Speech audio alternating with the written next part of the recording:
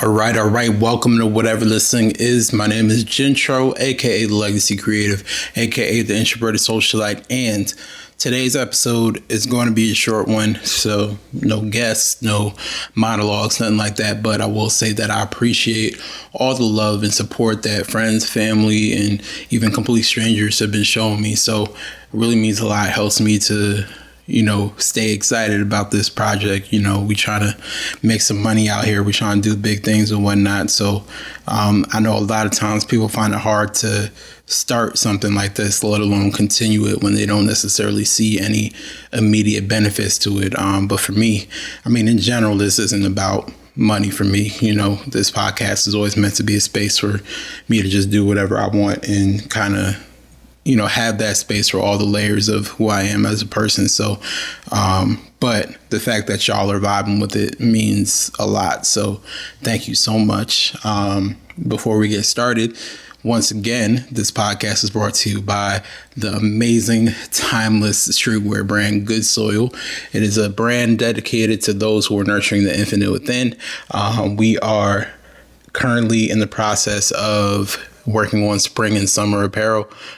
So that's going to be coming real soon, but definitely still get some of the sweatshirts and hoodies and stuff if you can. Like the sweatshirts did real good. So I don't know if you've seen them yet, but they're super comfortable. Probably my favorite item to date. And if you want to get some, I recommend doing so because there's not really that many sizes left.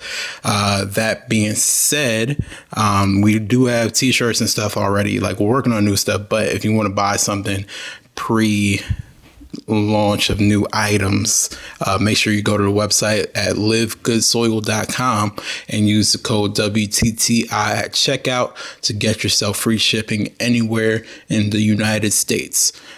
So I want to read a quote real quick that I saw on Instagram.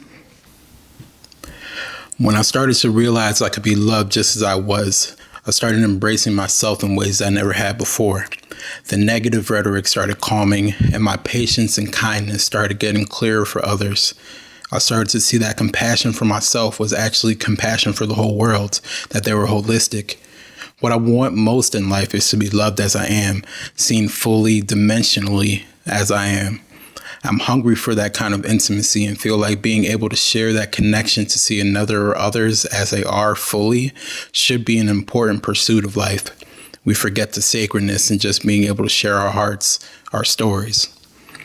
Now, this is a quote from multidisciplinary artist Faria Roshin, referencing a series on beauty she's doing as an artist in residence. The first one at Matter of Fact, which is a skincare company that is literally cutting through mystery and pretense and how they approach things.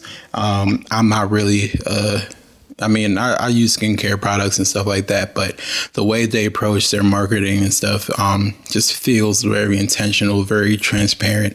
And I like the fact that, brands are starting to take a deeper look at what it means to exist in our lives and or what it means to exist in general and, kind of analyzing what their role in our journeys looks like. So for me, that also kind of applies to this podcast. It applies to me. That quote specifically, I resonate with a lot. So right now, what I want to do is I'm going to read a poem that I had written. Like basically, a lot of times, the pressure to be busy, the pressure to do things gets in the way of how we want to show up in the world, right?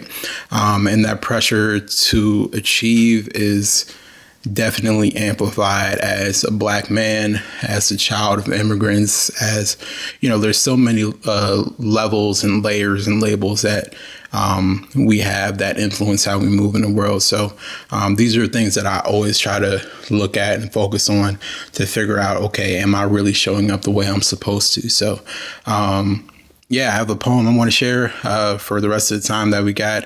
Haven't really titled it yet, but hopefully the episode title matches, and that'll just be what it is. So this is the first piece that I've written with the goal of working towards a showcase in the early summer. So We'll definitely share details for that once it happens, but let's get into the poem.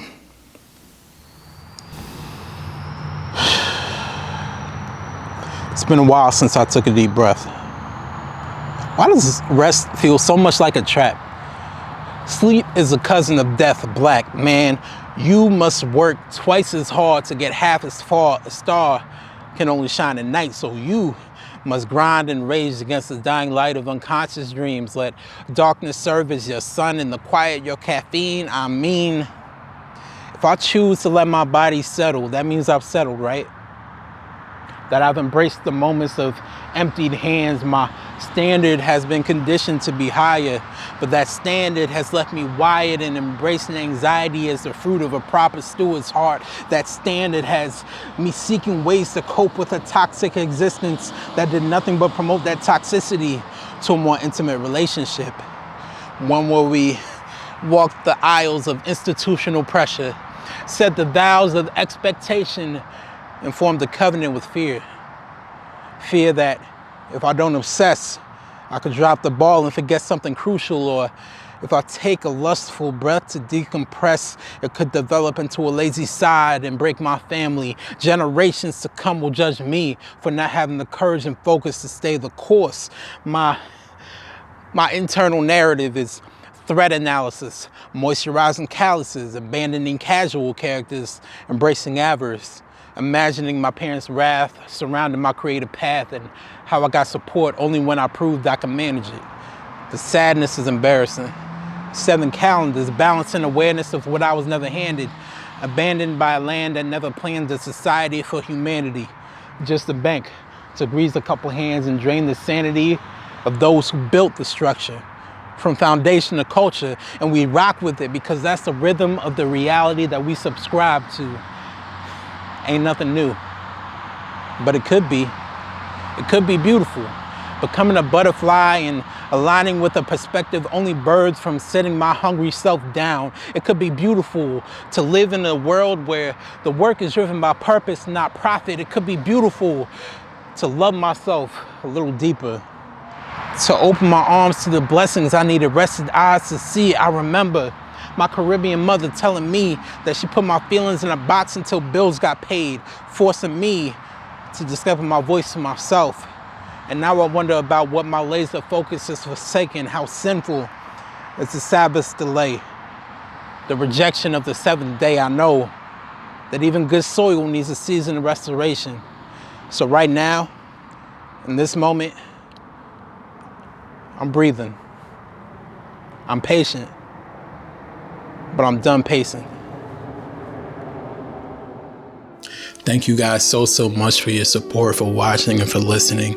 If you want to check us out on social media, you can get at us on Instagram and TikTok at WTTI Official. And if you're interested in being a guest, or if you just have general comments, reviews, whatever it is, feel free to send us an email at WTTIPOD@gmail.com. Thank you so much for your time, for your energy. I pray that all you guys start to reassess how you show up in public spaces and really just work your way towards being who you're always meant to be. So thank you, and I'll catch you on the next one.